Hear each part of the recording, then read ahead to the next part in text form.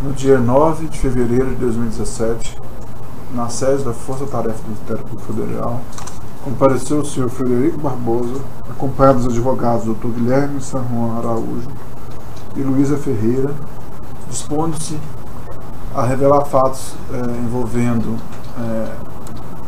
a participação da Odebrecht na obra de reforma do denominado sítio de Atibaia. Diante disso, o senhor Frederico Barbosa requereu seja ele concedido os benefícios de aderência ao acordo de leniência firmado entre o Ministério Público Federal e a empresa Odebrecht. Senhor Frederico, o senhor tem interesse em colaborar e aderir aos termos do acordo de leniência firmado entre o Ministério Público Federal e a Odebrecht? Positivo. O senhor já foi informado pelos seus advogados sobre as consequências do ato? Sim. Ok, você sabe que diante dessa sua intenção de colaborar, o senhor tem o dever de falar a verdade sobre os fatos que lhe forem perguntados, tudo bem? Tudo bem. Ok, diante dessa intenção do depoente em aderir ao acordo de leniência, compromissado a dizer a verdade sobre os fatos, passa então a colhida do depoimento nos seguintes termos. Senhor Frederico, gostaria que você esclarecesse para a gente como se deu sua participação numa obra de reforma que aconteceu no sítio de Atibaia. Pode ser desde o início, você pode ir relatando os fatos e a partir do momento em que houver alguma necessidade de indagação sobre questões específicas, eu ou a doutora Jerusa indagaremos o senhor, tudo bem? Tudo bem. Okay. Bom, meados de dezembro do ano de 2010, eu prestava trabalho, trabalhava para Odebrecht em uma obra na região de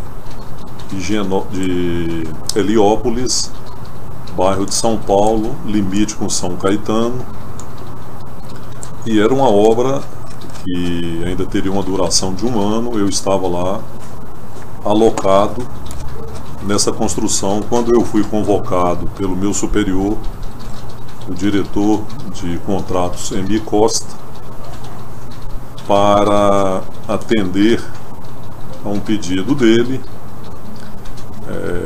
de entrar em contato com o senhor Aurélio Pimentel e eu procurasse, em nome do próprio Emir, para que fizesse uma vistoria em um apartamento situado em São Bernardo do Campo, de propriedade do presidente Lula, e que nessa oportunidade também o senhor Aurélio me conduziria para fazer uma vistoria em uma obra para o presidente Lula na região de Atibaia, que era um sítio que estava em andamento.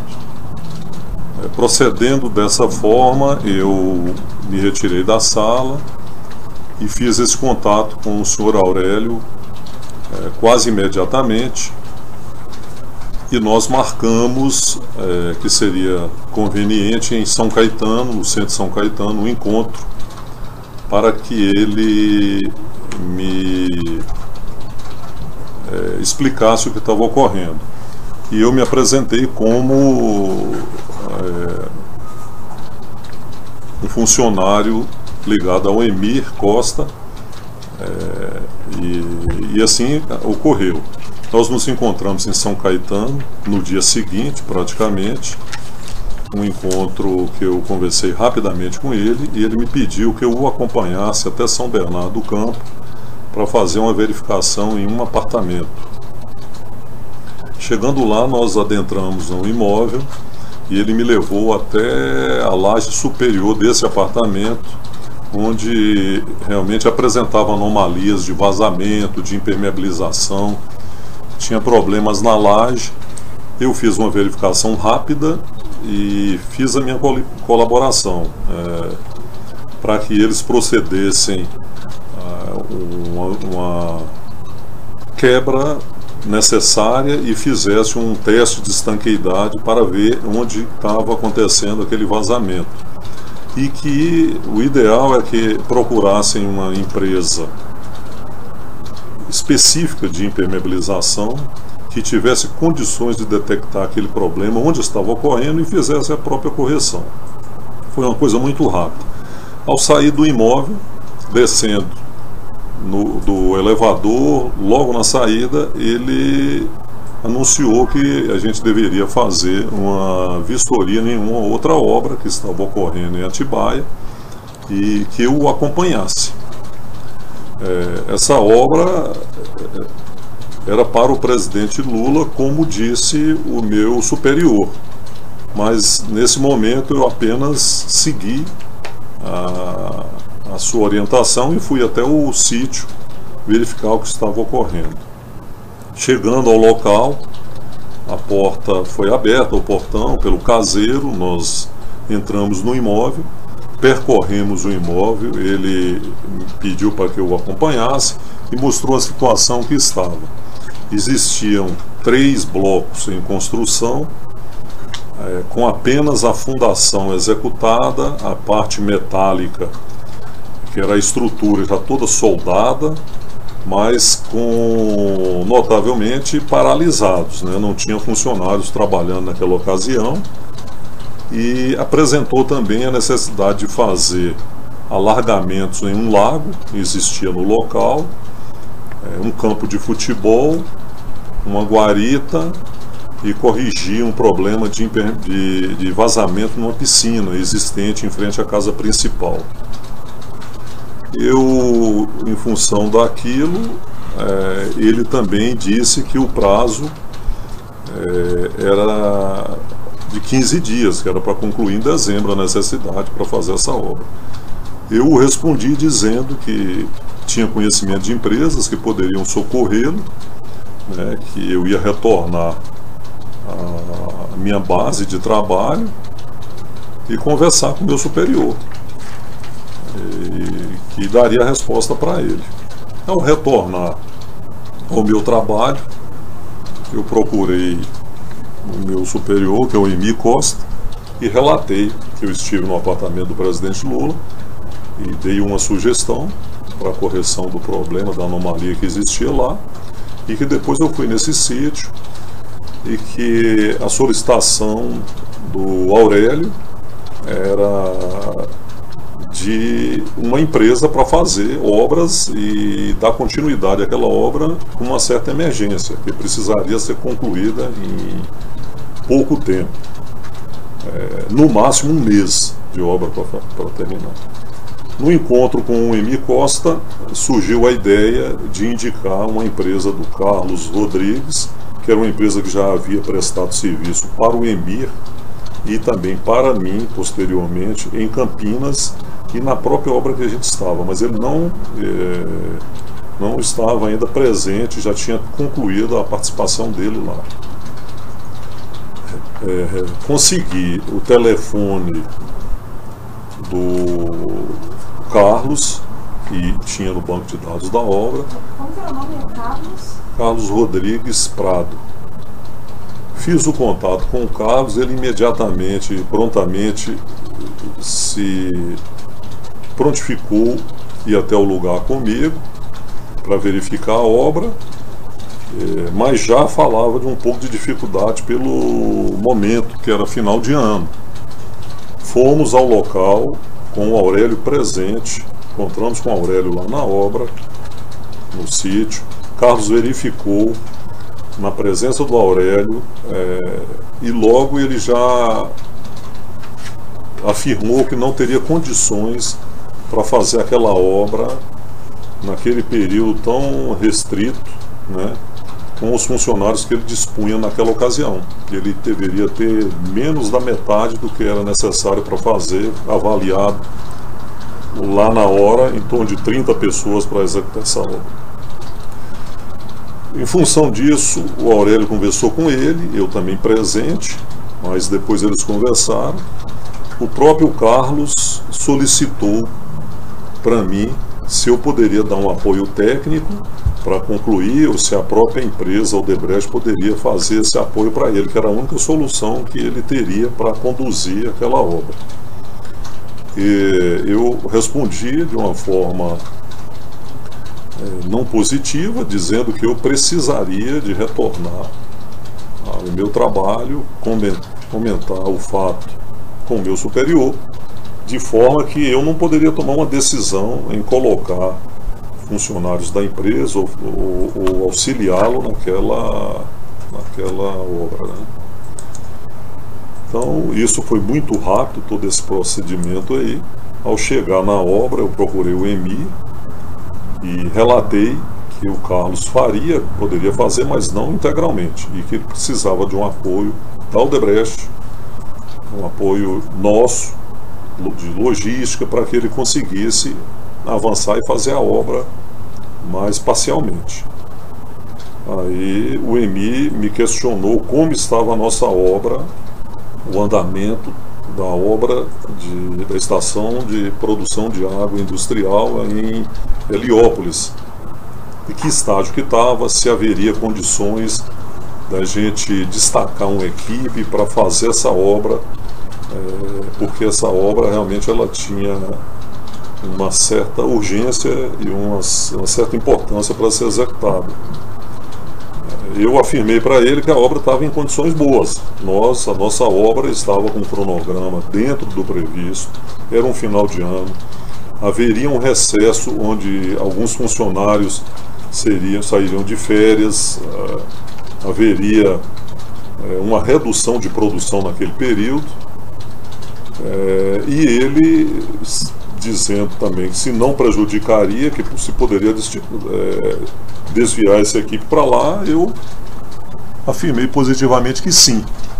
E aí veio a autorização dele e a ordem para que eu fizesse, então, destacasse uma equipe que tivesse condições de produzir e entregar a obra nesse prazo. Eu dispunha de mais de 600 pessoas na obra, naquele período.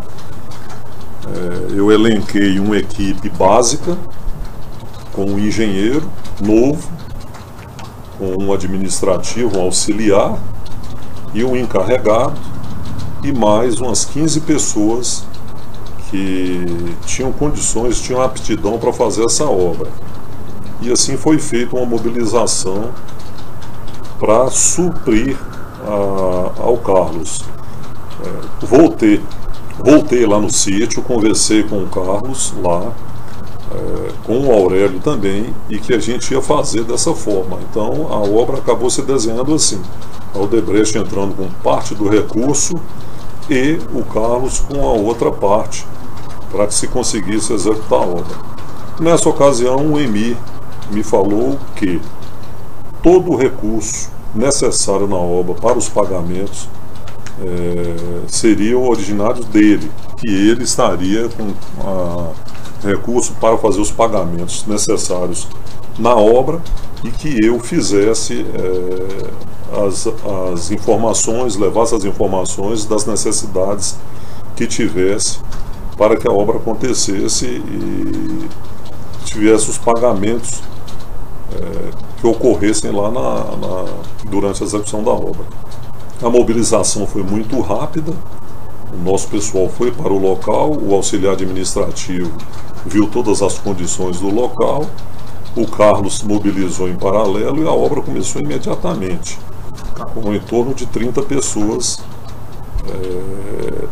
para cumprir esse prazo. Tá, algumas perguntas que eu tenho para o senhor.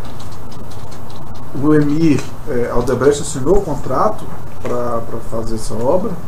Não tinha um contrato assinado, formalizado pela Odebrecht. E tinha algum costume do senhor participar de algum tipo de obra dessa forma pela empresa? Jamais. Nessa reunião que o senhor teve com o EMIR, na hora que ele pediu para o senhor estar com a equipe, ele, considerando que não tinha contrato, quais foram as condições, as recomendações que ele passou ao senhor sobre como deveria ser conduzida a obra? Era uma obra, de certa forma,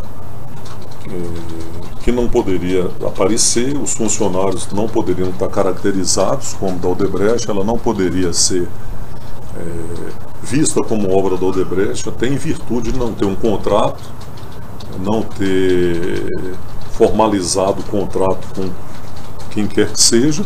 Então o funcionário da Odebrecht ele deveria ir lá executar a obra como uma obra informal. Então não era para ter a caracterização dos operários nossos. Houve uma recomendação expressa sobre a Odebrecht não poder participar ostensivamente da obra? Apareceu o nome do Odebrecht? Não, a recomendação é que não poderia aparecer o nome da Odebrecht. Isso foi passado para mim e, logicamente, eu passei para o meu subordinado, tanto para o engenheiro quanto o administrativo. Quem era o seu engenheiro lá? O Paulo Kantovitz. Paulo Kantovitz. Ok. E quem que era o outro? O encarregado era o Vander Vieira. Vander Vieira. E o auxiliar administrativo era o Charles. Não me lembro o sobrenome dele. E você passou essas informações para o Paulo e para o Vander, dando ciência a eles que a obra tinha por benefício o senhor presidente Lula? Eu não cheguei imediatamente a falar, mas durante o transcorrer da obra eles tinham conhecimento que a obra era para o presidente Lula. E você falou com ele, você que falou com eles? Eu falei. Tá, você falou para o Paulo, para o Vander e para o Charles ou só para algum deles? Para os três. Os três? Ok. Esses pagamentos que o EMI falou que seria feito com ele, como é que eram esses pagamentos? Eram duplicatas? Eram pagamentos regulares ou eram pagamentos ocultos por meio de dinheiro em espécie? Os pagamentos eram em dinheiro em espécie, eles eram levantados semanalmente, 2, 3 vezes por semana, dependendo da evolução da obra e o consumo que existia na obra. Eu informava para o EMI quando havia os fechamentos do consumo de materiais, um valor de 70 mil, 60 mil, falava para o EMI, ele me entregava um envelope fechado e eu repassava para o responsável da obra, que era o Aurélio, proceder esses pagamentos. Então Tá, então, agora esclareceu isso. Agora, antes de entrar na sistemática dos pagamentos lá na obra, então vamos voltar um pouco. Então você houve a recomendação do EMI, você voltou lá com o caso do Deus Prado, Sim. E aí começou a mobilização. Sim. Aí pode continuar daí. Tá. Na mobilização, a obra ficou basicamente dividida. A equipe do Carlos fazia a guarita, que é uma casa de vigilantes, e os galpões, são 2 galpões menores ao lado da casa principal, próximo, e nós, a Odebrecht, executar as suítes, as 4 suítes, que é um anexo aos fundos da casa principal, e tirar o vazamento de uma piscina que acabou sendo ampliada em função desse vazamento, que foi demolida e ampliada. Então foi uma divisão física lá no local, até para que houvesse um segmento independente. E a obra começou. O consumo de materiais era fornecido por um depósito, um grande depósito lá da cidade de Atibaia. A retirada era feita pelos encarregados ou pelos próprios fornecedores. Eles subiam com um material e recebiam uma solicitação, eles traziam outro material. Era uma rotina diária que foi até mais operacional, o que eu não participei, né? Eu não estava lá full time. Eu participava da obra, que eu representava a empresa, que eu estava alocado, trabalhava lá até 14, 15 horas e chegava lá 16, 17, 15 horas na obra, e isso acabava tendo uma fluidez normal. Foi uma obra, ela é uma obra pequena, mas com várias atividades simultâneas, então isso foi bastante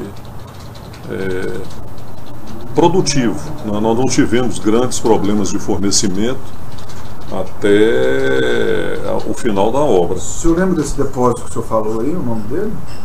Lembro do depósito Dias, era um depósito grande, eu estive lá umas 4, 5 vezes de passagem, né, ou acompanhando o Aurélio em pagamentos. Ele me chamava para ir até com ele lá proceder esse pagamento. Tá. E nesse depósito Dias, esse depósito, ele essa obra, salvo engano, ela já tinha tido iniciado com o senhor Gêmeos, não é isso? Sim, sim.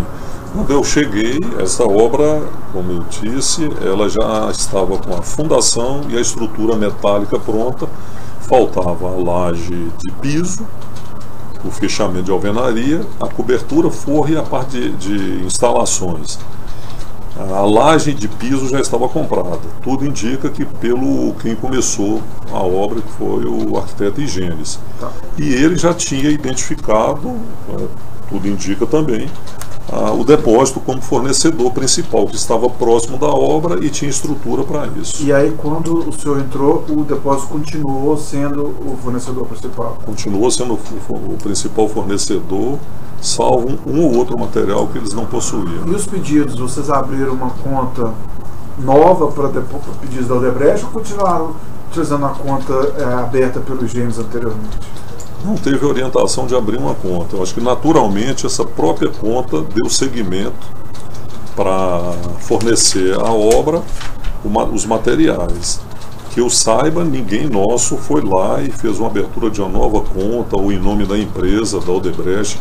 Não houve essa orientação também. Existiu a recomendação, o senhor confirma, de a empresa não aparecer? Exatamente. Tinha essa orientação, a empresa não aparecer como consumidora ou em algum registro, porque era um contrato informal e não tinha um CNPJ, não tinha nada que vinculasse uma nota fiscal de consumo à empresa. Nesse depósito o senhor, uma testemunha que foi ouvida anteriormente falou que era mais ou menos 60, 70 mil por semana que era gasto lá. É mais ou menos isso mesmo? Mais ou menos isso, a ordem de grandeza é essa mesmo. E como que eram feitos os pagamentos desses valores, essa média de valores? Eu comunicava ao EMIR, eles enviavam para a obra vários notas de retirada de materiais assinada pela obra, pelos encarregados, talvez até pelo engenheiro ou por algum funcionário. Isso ia já com a soma feita. Eu fazia uma verificação superficial, como eles já teriam feito também, e eu levava o valor, avisava para o EMIR que o valor era em torno de 70 mil, era 68 mil, 72 mil. O EMIR me entregava no dia seguinte um pacote fechado, né, para que eu entregasse isso a Aurélio. Eu levava até o Aurélio e em duas oportunidades que eu me lembre, ele me convidou para ir com ele até a loja para fazer esse pagamento. E eu o acompanhei. Não participei do pagamento, da negociação, mas ele entrou e acertou lá com o proprietário lá, ou com o representante do depósito. Então, outros pagamentos. Se você pedir a espécie do EMIR, entregava para o Rogério Aurélio, o Rogério Aurélio que ia lá fazer o pagamento.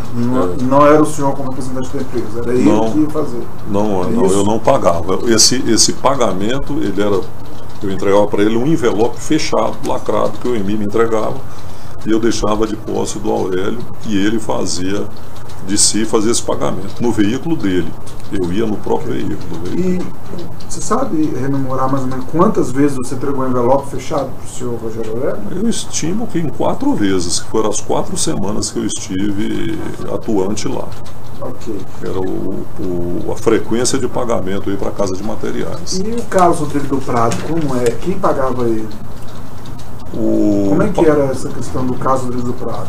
O pagamento do Carlos Rodrigues, a informação que eu tenho do EMIR é que ele foi pago com o dinheiro da Odebrecht.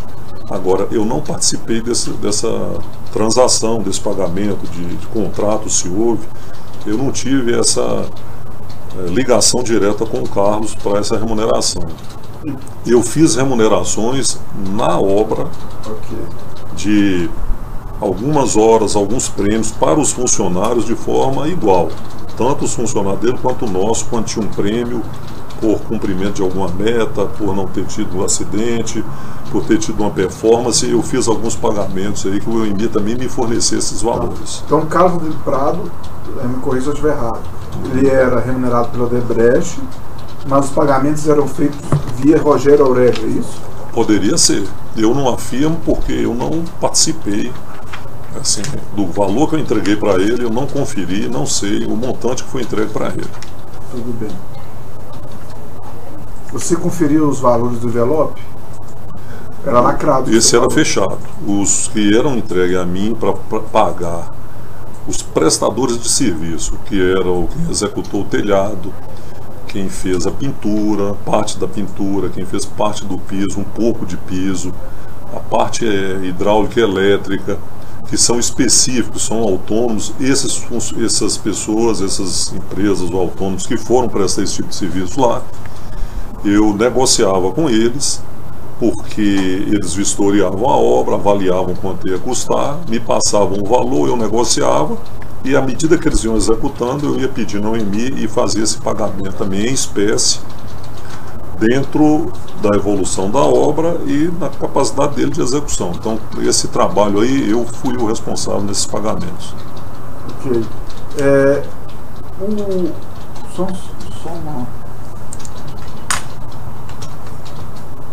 O senhor pedia nota fiscal dos valores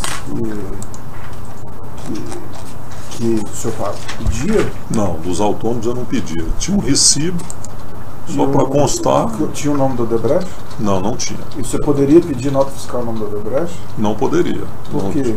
Não poderia porque não era um contrato formalizado com o nome da empresa, com CNPJ. Como eu já afirmei, era uma obra informal e que a Odebrecht não apareceria. E isso decorre também da recomendação que foi feita pela mim para a Odebrecht não aparecer? Sim, recordo. É decorrente disso. Não era para ter o nosso nome veiculado, o nome da empresa.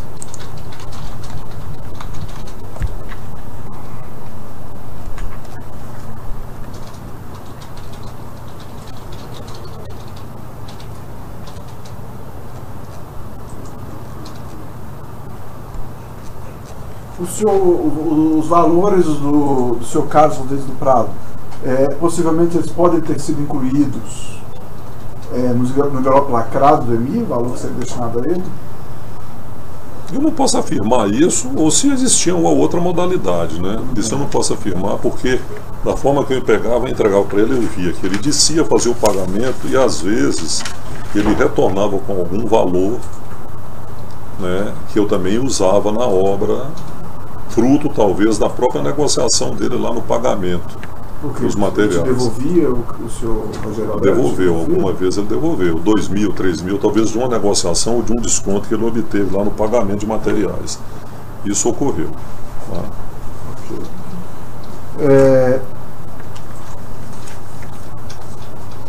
Aí prosseguiu a obra, como é que foi? Aí você foi levando... A obra foi desenvolvendo durante os meses as 2 semanas de dezembro, praticamente, e o início de janeiro, primeira semana de janeiro, depois da virada do ano, e mais uma semana. Em praticamente 4 semanas a obra estava praticamente concluída. Eu avisei o EMIR que a obra estava findando, e eu me retirei da obra nessa ocasião. Em meados de janeiro eu já não participava da obra. Durante a execução da obra não teve nenhum fato diferente, né, de chamasse a atenção, a não ser o depósito de alguns materiais de mudança que ocorreu numa das varandas da casa principal. Ficou depositado, coberto com lona, mas eu não participei, não visualizei chegada de materiais lá na propriedade, né? E esse material que o senhor viu lá, tinha alguma coisa interessante, alguma coisa que te chamou a atenção? Chamou a atenção é que ela estava coberta, protegida, mas não estava totalmente, e realmente tinha inscrições que ela era proveniente de Brasília, dentro da madeira de proteção dessa mudança. E os funcionários da Odebrecht que trabalharam no local, eles usavam a roupa com inscrição da Odebrecht? Eles usavam todos os EPIs necessários, luva, capacete, óculos e uniforme, mas o uniforme não constava o nome da empresa. Ok. Se fosse uma obra normal... Usaria. Usaria? Usaria. Eles seriam identificados com o nome da empresa e até com o nome da obra. Okay. Né? Isso decorreu também daquela recomendação do EMIR para que a Odebrecht não aparecesse? Sim.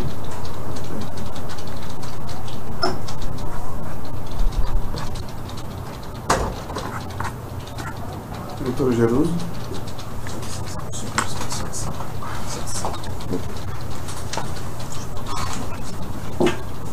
Quando que foi verificada a existência dessas taxas de mudança lá, você se lembra? Se não me falha a memória, foi em janeiro, início de janeiro. Na primeira semana de janeiro.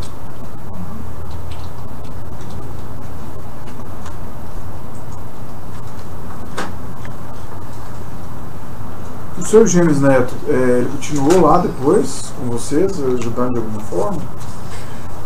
Ele externamente, ele na obra, ele foi posto pouquíssimas vezes, 2 ou 3 vezes ele passou lá na obra, e externamente ele permaneceu na cidade por informações que a gente obtinha e ajudou a identificar materiais, até na própria fornecedora lá do Depósito Dias, as esquadrias de madeira.